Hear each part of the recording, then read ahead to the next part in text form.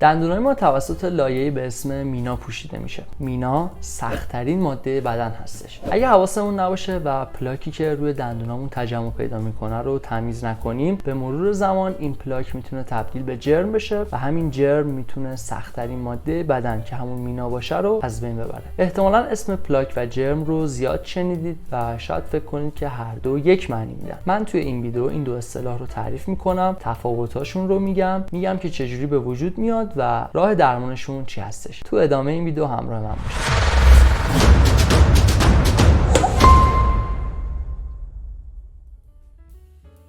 سلام و درود، من ظاهرم، دانشجو سال آخر دندونپزشکی گیلان و اینجا چنل من دنتراپیه. خوش اومدید. امیدوارم که ویدیوهای این چنل که در مورد دندونپزشکی و مسائل مرتبط با بهداشت دهان و دندان هستش براتون مفید باشه و خوشتون بیاد. میریم سراغ تعریف پلاک. پلاک در واقع ترکیبی هستش از باکتری هایی که به طور طبیعی توی دهان ما زندگی میکنن، غذایی که ما میخوریم و بزاقی که توی دهان ما در جریانه. در واقع وقتی که ما غذا میخوریم یه غذایی به باکتری ها میرسه و ترکیب باکتری ها، غذاشون و اون بزاقی که توی دهان ما هست یک لایه نرم و نازک رو به وجود میاره که اسمش پلاک هستش. شما میتونید با کشیدن ناخن روی دندوناتون این ماده که اسمش پلاک هست رو ببینید که معمولا به رنگ سفید هستش. میریم سراغ جرم. اگر این پلاک تمیز نشه، در واقع ما بهداشت دهانی ضعیفی داشته باشیم، کم کم تبدیل به یه توده سفت‌تر میشه که اسمش هست جرم. در واقع مواد معدنی که توی بزاق وجود دارن دور هم جمع میشن، متحد میشن و یه لایه سفت‌تر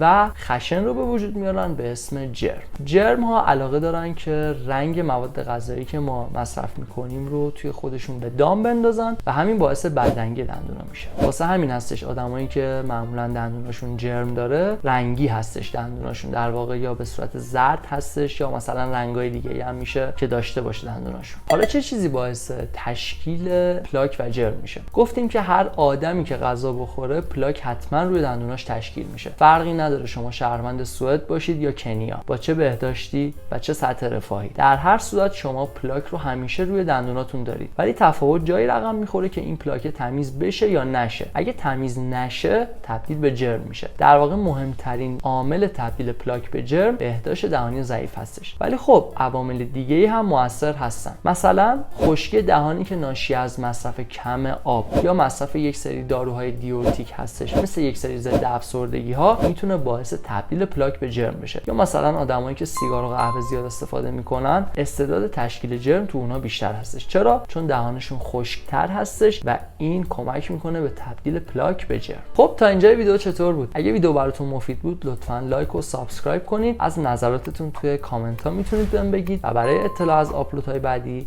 زنگوله رو کلیک کنید. خب حالا که فهمیدیم این دو اصطلاح چی هستن و چه عواملی به وجودشون میارن، میخوایم بریم سراغ درمانشون. درمان پلاک در واقع شامل همون پیشگیری هایی میشه که ما به صورت روتین انجام میدیم، یعنی همون روتین های بهداشتی ساده که باعث میشه که این پلاک مدام تمیز بشه. اما درمان جرمگیری هستش و فقط باید توسط دندونپزشک انجام بشه. یه سری وسایل هست به اسم پلاک اسکریپر یا یه سری خراشنده های پلاک که اصلا توصیه نمیشه با اونا بخواید خودتون به روش دستی توی خونه جرمگیری بکنید، چرا که شما میخواید هزینه جرمگیری ندید ولی از اون طرف میزنید مثلا میناتون هم ناکار میکنید. اون وقت علاوه بر هزینه جرمگیری مجبورید که یه هزینه اضافی هم بدید واسه ترمیم دندونتون. پس حتما برای جرمگیری فقط به دندونپزشکتون مراجعه بکنید. من قبلا یه ویدیو راجع به جرمگیری ضبط کردم که این بالا میذارم، میتونید ببینیدش. و یه نکته خیلی جالب این هستش که پلاک فقط 1 تا 3 روز زمان نیاز داره تا به جرم تبدیل بشه. پس اگه شما یه جایی رفتید که ریلکس بکنید و گفتید حالا مسواکو ولش کن تو این یه هفته، بدانید و آگاه باشید که طی 1 تا 3 روز پلاک تبدیل به جرم میشه و خب مشکلات شدیدتر میشه. امیدوارم ویدیو براتون مفید بوده باشه. اگر همینطوری بوده لطفاً لایک و سابسکرایب بکنید. میتونید برام کامنت بذارید و برای اطلاع از آپلودهای بعدی روی زنگوله کلیک کنید. امیدوارم مراقب خودتون، زیباییاتون و سلامتی که بسیار مهم و مجانی هستش باشید. تا ویدیوهای بعدی، خدا نگهدار.